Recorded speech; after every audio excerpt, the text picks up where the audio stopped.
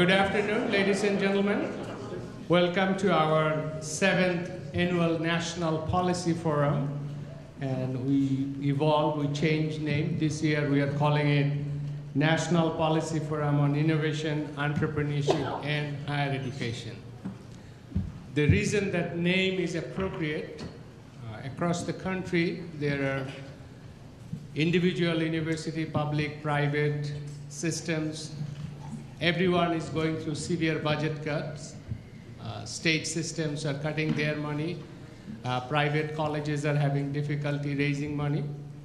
And I happen to be an SE fellow this year, and I had the opportunity to work with one of the distinguished leaders to my right, Chancellor Huckaby, who's serving as my mentor for this year, along with Dr. David Morgan. And of course, to my left is my home institution system head, Dr. Thomas Ross, to my left.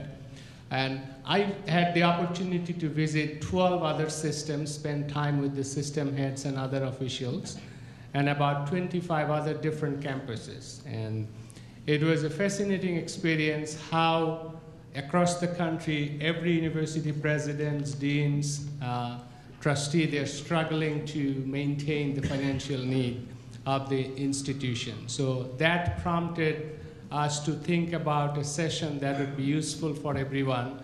So that's why we picked the topic, managing universities under difficult financial conditions. And I thought, I need to pick 3 best in this region. So I went and requested the Georgia, Tennessee, and North Carolina to come, and they are all here. I really appreciate their time for coming here, so let's give them a big round of applause.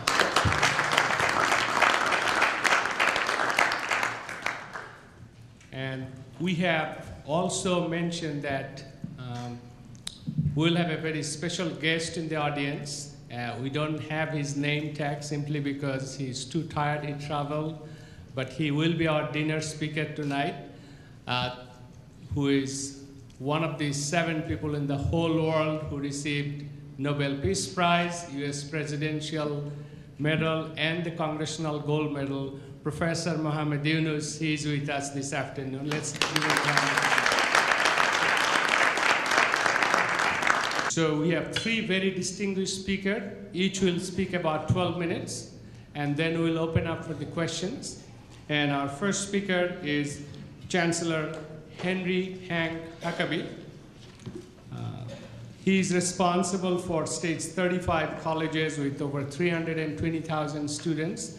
That we have to be sure that we are preparing our students not just for a job that exists now and a job that may 10 years now be gone, but we're trying to prepare them for citizenship. We're trying to prepare them for parenthood. We're trying to prepare them to be future leaders of this country. Thank you, Chancellor Huckaby. It was great, and we really appreciate your taking the time to coming here and sharing your wisdom with us.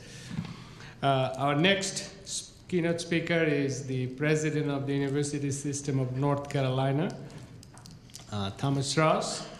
The last leg of our stool is we've got to step up private giving for public institutions. That's always been hard in the past because people say I paid at the office when I paid my taxes. But we got to convince them that we need them and that we are worth the investment.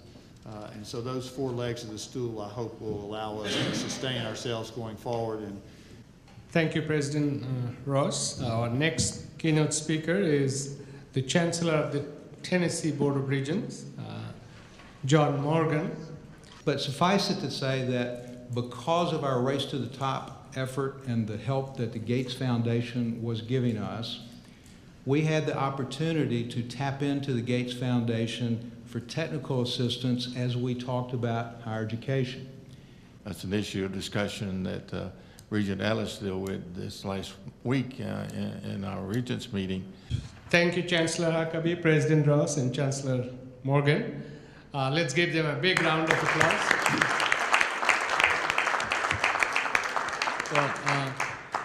I just want to make a closing comment. Those of you who have not seen it, go to Khan Academy Saul Khan's speech at the SE annual meeting, he really made a lot of presidents nervous because he's moving into free college level courses from school level courses. That would be a big threat for many of the campuses.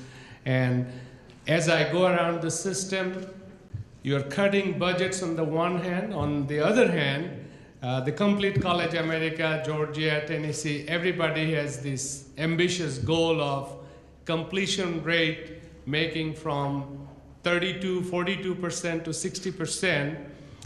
And it's a challenge. How do you do that when your budget is getting cut 30%, 40%? So it's an interesting dilemma for everyone. So with that dilemma, we are adjourned.